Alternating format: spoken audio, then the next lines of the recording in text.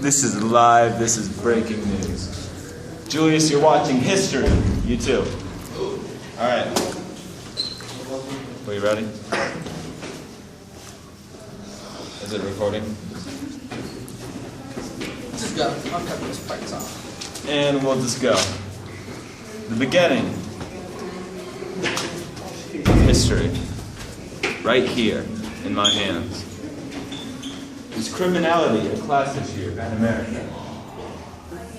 Yes, it is, because in America, people see others as pretty much how media puts them out there.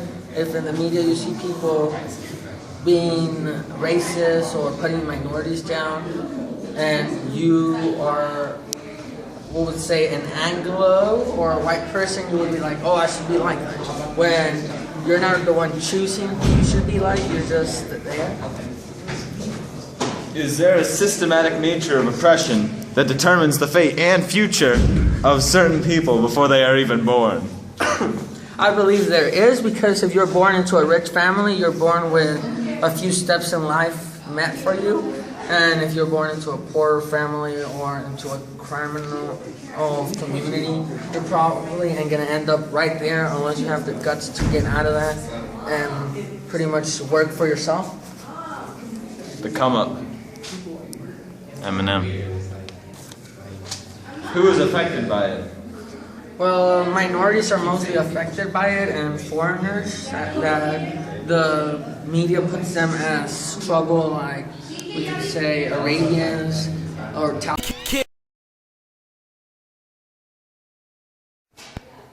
Start.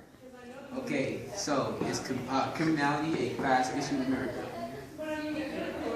I would say yes and no. I think there's criminal behavior in all classes in America, but I think that there's more of an emphasis on the crimes that the lower class peoples commit. I think if you're an upper class person, you tend to get away with things. Okay, and I think perhaps the kind of crime that you commit might be different. Okay. So then, on that, would you think there's a systematic nature of oppression that determines the fate and future of other people before they are even born? Absolutely. So, yeah, basically, do you feel like it's already started? Absolutely. Okay. Okay. What family you're born into creates the reality that you start with. Now you can make your own reality, change it, do whatever you want, but that's where the reality that you start with, and that definitely does have some prejudicial attachments. Who would you say is affected mostly by it? I would say African American boys and Hispanic boys have the most prejudicial expectations and consequences for their behaviors. And that's where you see it the most in, like those communities as well. And it's not as much as in like white communities, but I think I see it most. I do. I see it most be most unfair, right? The consequences and the things most unfair in those situations for boys of color, then for all boys, right? And then for everybody else. okay. Okay? Boys of color, all boys, people of color, everybody else. Okay, and what would you do to prevent it? You just think everybody should be treated the same, or? I think it's really going to be hard to prevent because there's a lot of prejudice going on and a lot of profiling kinds of activities where people don't look beyond what they see first off. They make assumptions. They make assumptions about kids standing on the corner. We make assumptions about kids when I get on the bus. I make assumptions, we make assumptions about kids walking down the street that I have to walk past. They make all kinds of assumptions about people that are not based on anything accurate. Okay. Okay? And I even see it even in the school. Okay? I do see it in the school. I see teachers who have a different set of expectations and standards for white kids, for wealthy kids, for AP kids, versus the kinds of expectations and standards and things that they will tolerate from black kids, Hispanic kids, particularly boys, again. Okay? What precautions would you take to prevent it? I think that in the school situation you could talk about training, like teachers need to be trained, they need to have more experience with people different than themselves to understand how people are all the same and not so much about how they're different. I think in the real world out there, though, I'm not sure what you could do. Okay. I mean, I think that they've had some conversations on the news about profiling, about the inappropriateness of that behavior with the police and with the judicial system, but I don't know how you make the change. I make the change in my own world, in my own classroom and with the people that I know. And then I hope to inspire those people through what they see in me to go out into the world and see and treat people differently than they might have before. Oh, okay. Okay? Okay, well, that's it. Do you believe that it could be taught in the classroom Do I believe what could be taught?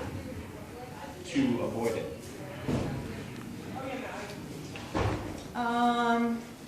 I think there are some character education kinds of programs that would invite those kinds of conversations, but I think that it's Human nature? that it is our nature to be critical of each other and to look for differences. So we have to become mindful and not be ruled by our nature, but be deliberate in being mindful about recognizing that people have talents and exceptionalities and they make an effort, and that's all worth recognizing. Whether they're high, low, smart, dumb, rich, poor, black, white, girl, boy, everybody has got something valuable to contribute and should be recognized and encouraged before you're judged. Anything else? In America, as it is all over the world. Let me just say that. I think that, wealthy people sure seem to get away with some pretty serious crimes, and poor people don't get away with much at all. So certainly is a class issue. Yeah. But concentrated in America, since America is pretty much a country made of different races, different ethnicities. Yeah. What would you say on America? What would I say about America and criminality? Well, I think you have to look at the history of America, and it's all right there. You know, you see how trying to make the Constitution and the Bill of Rights come alive has been a tooth and nail bloody struggle the whole way. You know, and it still is today. I mean, what happened in the 60s, which wasn't that long ago, you know, people were getting the right to vote, et cetera, et cetera. We're going back there, actually. You know, the Supreme Court just made a decision that made it allowable for southern states to limit the possibility for minorities to go and vote. So this battle isn't over, and it's an ongoing process. You know, there's a lot of back and forth. We made a lot of progress during the 20th century, but now we're taking some steps backward, which is pretty disheartening to see. Since you're going backwards and America is about making everyone equal, what do you think about the way government says we're all equal and we should all have the same things? The government, I mean, politicians talk about it, you know, but the government is a series of policies that are decided upon by elected representatives. Jeremy Anderson, if you're in the building, please come to the main office. Jeremy, if you're still in the building, please come to the main office. And right now, the politicians are basically not making policies that benefit the great majority of Americans. So, what do they say? Equality for some, and mostly not equality for most. You know, the way the economic system is set up in our country and in the world greatly benefits those at the top. And with all the productivity and the benefits of productivity and technology, they are not being shared equally among the citizens. So when you talk about equality, what we really want to talk about is economic equality. I think it starts there. So if the what can we say? The productivity, the gains in productivity that the American worker produces, if those are not being shared equally across the board, then there is not equality in this country. And what would be an example, in your opinion, of that exactly? Of not being everything shared equally? You know, it's pretty obvious. I mean, there's really big ones that are pretty easy to point out. And one is the bailout of the banks, you know, that happened in 2008. You know, that was all put on the American taxpayer, and we didn't have anything to do with that. The capitalists, the bankers, gambled all this money and they lost. They went to Vegas, they lost all their money, and they said, oh no, you know, everything will fall apart unless you give us more money to go back to Vegas. And we were put on the hook for that. So that was definitely not fair. The bankers, if they want to go gamble their money, go gamble their money. You win, you lose, it's your deal. But don't come crying to us to bail you out, which is what they did. Okay? The second big thing that concerns you guys, who are here in high school, is college tuition. College tuition has gone up 600% in the last 25 years. 600%. The American student, college student, is now $1 trillion in debt and rising. Okay? This puts a burden on you and puts a burden on our economy because now you're strapped. This is indentured servitude through debt. Okay? So those are the two big ones. One, the American people is on the hook to bail out the banks in the tunes of tens of trillions of dollars. And two, our youth are being basically enslaved through debt because there's not enough money to fund the universities. And you guys got to pick up the tab. We all do. Families do. Will Taylor, please call T. Will, please call T. Well, moving on to the next question, is there a systematic nature of oppression that determines the fate and future of a certain person before they're even born?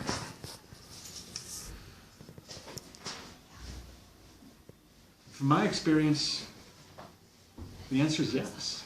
And we have a name for it, and it's called institutional racism, whereby certain segments of the population have an easier time of going through school, going through college, and getting jobs.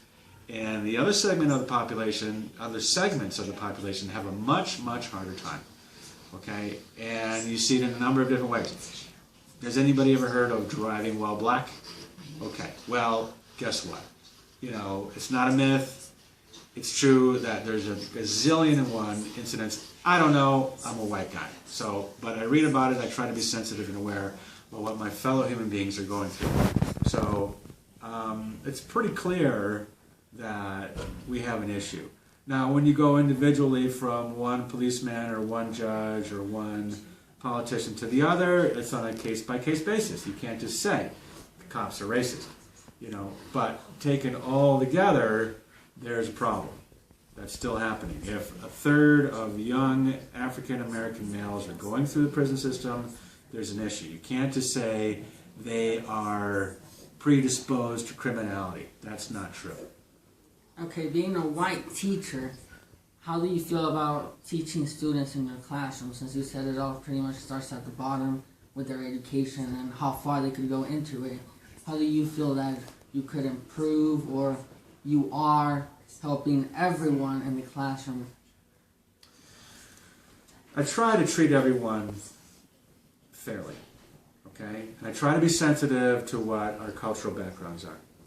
I've spent my life traveling around the world, been to 35 different countries, been to Africa 2 years, Europe 2 years, I've been over to Asia, I've been to Mexico half a dozen times. I speak Spanish, I speak French, I know some Italian, I got a bunch of other things. So in my lifetime, I've tried to acquire the knowledge and the experience to relate to a lot of different people and appreciate their cultures for who they are. Since you've been lucky enough to appreciate other cultures and other type of people, races, sexes, what would be your opinion and something that you would tell another teacher to help them out, to be more open to different races?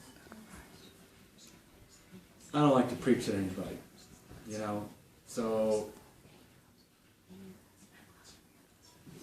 it's hard for me to say. You know, for me, I feel like, to me, to be fully human, I need to understand people who are different from me, okay? Whether they disagree with me or whether they agree with me or whether we have commonalities or whether we don't. So I think really, you know, I think reading widely, thinking deeply about what exactly it is that's happened or what's happening, And I can't claim to know I have the absolute truth on all this stuff, but I think when you really look at things head on, and you don't get all politically correct about, we can't say this, we can't say that. We have to be able to say, look, America still has a problem with racism. You know, look, you know, not all Mexican immigrants are feeling especially welcome right now in this country, you know, and nor are Asian Americans. You know, let's talk about stereotypes and let's get them out in the open. You know what I mean? If I say something that seems offensive to somebody, I would like to talk about that with them. You know what I mean? Alright, being in America, what places or areas of the country do you see that you see more racism or I think it's everywhere. separation? I think it's everywhere. I don't think you can. I mean, the South, of course, that's easy pickings, you know. But I don't think you can let the North or the West or the East off at all. I think everywhere there's people with prejudices, and there's people with, you know, trying to fight those prejudices. So I'm not going to say there's any particular area, although the South seems pretty easy to pick on. So. Well, do you feel that anyone or any particular race is mainly affected by it, or just is distributed? Well, I mean, yeah, certainly. I mean, I think African Americans are probably the hardest hit, you know, and then on up, I mean, or on down, whatever you want to call it, you know. Mexican Americans come here, they bust their butts, they help build this country just as much as anybody else, and they're not given the respect. So they're also, you know, suffering the effects of institutional racism, okay? So, you know, of course, Native Americans are the ones who lost it all, you know, so certainly they are hardly ever mentioned at all, you know, and honestly, they're the ones who got it the worst, you know. Well, going back to the second question, Yeah. If your race or your background decides what you're going to be in life, in your opinion, what would be the best solution to trying to get people to know other people's and try to understand others and try to get everyone to, let's say, go to the same college, having like a Mexican, a black guy, and a white guy, all of them with equal? I got you. I want to go back to the other question though, and I wanted to say that white people suffer too because they are missing out. Not all white people, you know, you can't generalize all this stuff, but since we are doing that, we suffer too.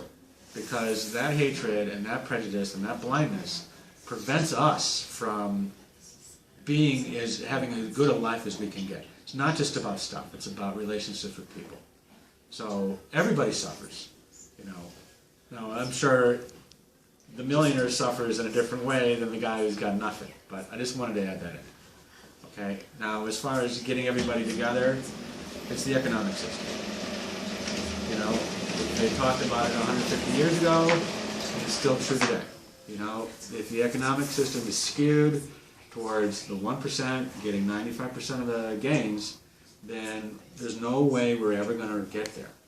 Okay, you have to spread that wealth around, and you have to have a system where you truly have economic opportunity. Okay, now in other parts of the world, particularly in Europe, they have universal health care. That's the first way. Okay, people don't lose their homes and become bankrupt because they get sick and so on. That's one way to provide equality. Okay, we have equality of health care. It's a big deal. In Europe too, most countries, you have free access to universities. Okay, it doesn't matter. You don't, just because you're black, you're Mexican, or you're this or you're that, you don't have to go and looking for some scholarship. Okay, it's free for everybody right there and then. Okay. So, and these are economic, political decisions that they've made that provides more equality. Now, I'm not saying it's perfect over there either, it's not. But at least they're further along towards getting to that place where where we'd like to get to. Alright, let's say America sets something up around the same education system where everyone gets the same education. But at the moment they come out of the university, they're not exposed to other type of people. Let's say all of East students go to CU, or all of the Cherry Creek students go to like Stanford. Would that help or not? I'm not sure I know what your question is. Let's sounds like at Cherry Creek it's mostly white Yeah. rich people, and East is pretty much a mixed school. I'm gonna say Bruce Randolph is like a Latino school. Yeah. If everyone got the same education, Yeah. they were not exposed to each other. What would happen if we went like Europe? Everyone gets the same type of education. I don't know. I like East. I like DPS. I like having everybody, you know, that's in the city and that is representative of our city, a representative of our state, representative of the world. And, you know, that's what I would like, you know. But making that happen politically in this country, we tried. How does DPS represent our, let's say, our state? Well, you know, I think Denver is way more diverse than the rest of the state, you know. So, I can't, you know, we're sort of we're like half the population, you know, in the metro area, so I guess we represent about half of what's going on in Colorado. The rest of Colorado, I don't know. But let's say, since we're talking about DPS, like schools like somewhere, like, let's go back to Cherry Creek, a school like Cherry Creek, compared to like Montbello. Yeah. Does that really represent Colorado? That most of the population I mean, of a certain in a school is sense, a yeah, certain race? because if that's what it is, that's what it is. You know, Colorado is Cherry Creek, Colorado is Montbello, Colorado is Bruce Randolph, Colorado is East, Colorado is Mullen, and all that stuff. But does Colorado really have to be divided into little sectors? As Montbello is down that way, only most of the population is African American, most of it here is white, Latino. It doesn't have to, nothing has to be the way it is, right? And things will always change. But this is how Americans have what they've done. You know, when they came up with Brown v. Board in 1954, and they said we have to integrate schools, all right? That was awesome, because it wasn't separate but equal. It was separate and unequal. And so they thought, let's do Brown v. Board, let's get everybody together, and that way it'll all equal out. Well, this is the birth of the American suburb, right? So then what the Whiteys decided to do was, okay, we're going to go all to the suburbs, and so we won't have to do this thing that cities are required. Suburbs don't have to do it. So they found a way up, and they all went out to the suburbs, and then they let the cities just, you know, whoever was left in the cities had to mix. You know? If we had a system that didn't allow people to escape, and we truly had to integrate, then we'd have a more equal system. All right, let's say that system does exist, would exist, let's say in a perfect world, and we integrate different races, different types of people together. Would that be helpful, or would that be not helpful and cause more problems? I think that you have to always keep it focused on what is your overall goal, okay? And so if we want to have a strong country with a common good, okay, if that's what we want as a country, if that's what we decide as a people, then this is going to help, okay? But if we want a country where people are not united and not together and are divided and fighting, and I want mine and forget it if you got yours, if that's what we want, that's what we got, okay? So we get what, you know, it's not an accident, okay? So if enough people decide we want a strong common good, then we make policies to make that common good. But right now, that's not what we have. In fact, we're going the opposite way. Like, as we're saying, integrated groups. Like, let's say East is pretty diverse and everything. But even if we get the students into the schools, are they actually, the classrooms look like that, or do they look totally different, like AP compared to a regular class? This is my first year at East, so I don't know about East, okay? And I think it depends on school by school, class by class. But I think I understand what your question is, and I think it goes back to fundamental inequalities in the American economic system. Okay, and we see it especially in schools, all right? Because families with a lot of money provide a lot of opportunities for their kids. They give them horseback riding lessons, they send them to camps, they take them overseas, they do all kinds of stuff. And when you do all that stuff for your kids, they wind up having an easier time in schools, and so they advance more quickly. And if you don't have that, and if families can't provide that for their kids, then they tend to have a harder time in schools. And so what you find in AP classes is perhaps more stratification of the economic system. Okay? So it's probably true at East. I don't know. I would guess it would be, but I don't know what East is. You know, I came to East to find out because I was hoping to see more diversity across the board. Okay. So you feel like if there's more diversity, then it would help the cause of there being less criminality or just racial profiling and discrimination against different races? Absolutely. Okay. Absolutely. I think the more educated that we become, then the more opportunities are available for us when we leave high school and we go to college. Okay, and then that is spread out through the culture. All right, I think people sitting next to each other, it's not necessarily magical, but it's a start. Okay, versus whatever Cherry Creek is, or Montbello, or this or that. I think we have to be with each other, to be comfortable with each other. Okay, so we don't just go flying off the handle about, you know, if we can fly off the handle everyone, but I'm just saying, like, when we learn to be with each other, then we create a space, perhaps.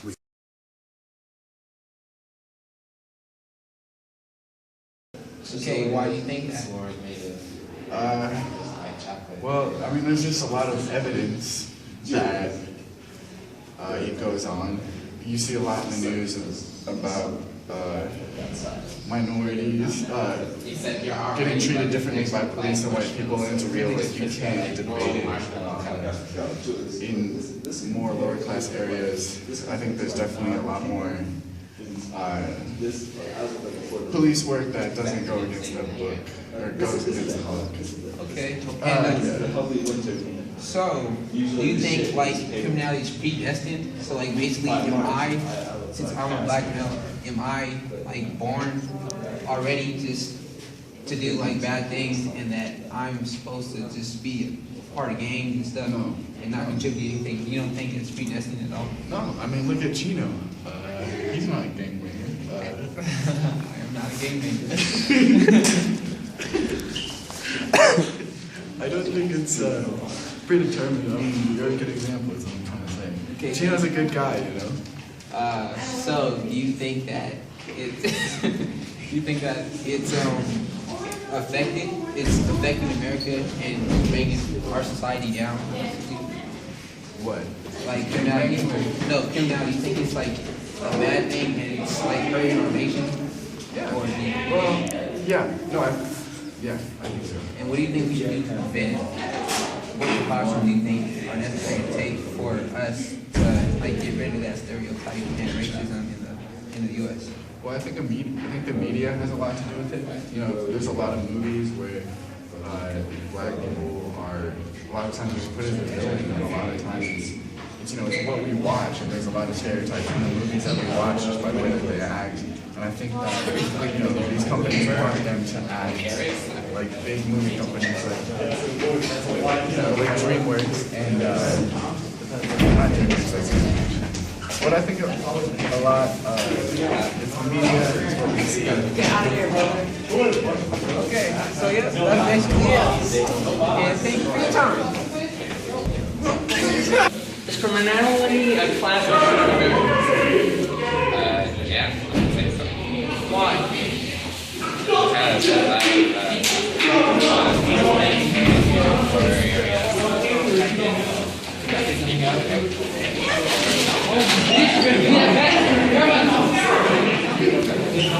Is there a systematic nature of oppression that determines the fate of future of someone? I'll see you later. I would say there are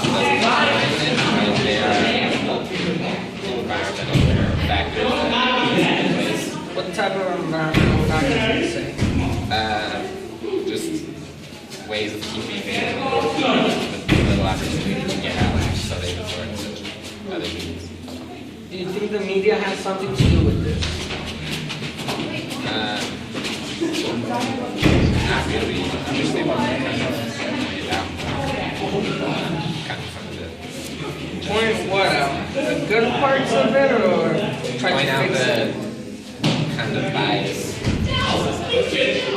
that sometimes those people don't What parts of America do you see it the most? do we see criminality. Yeah. Just race or sex. I mean, generally, there's a lot of criminal activity.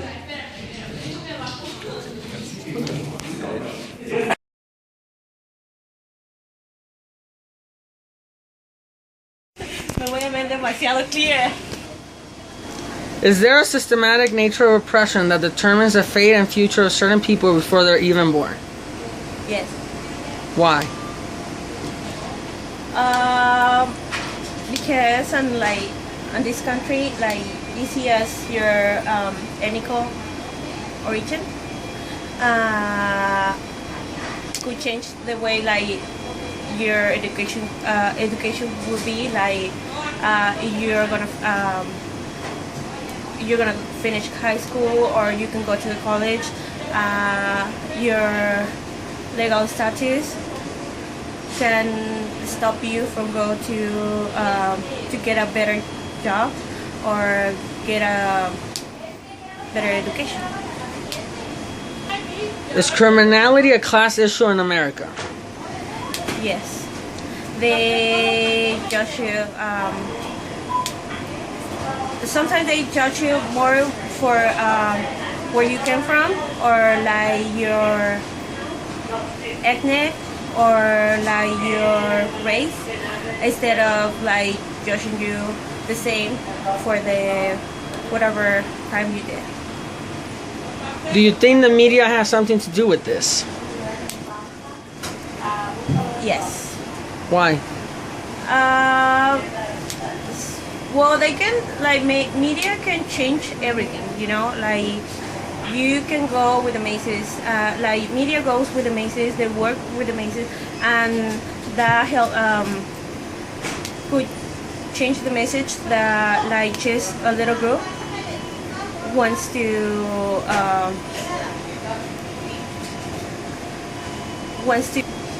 subordinate people.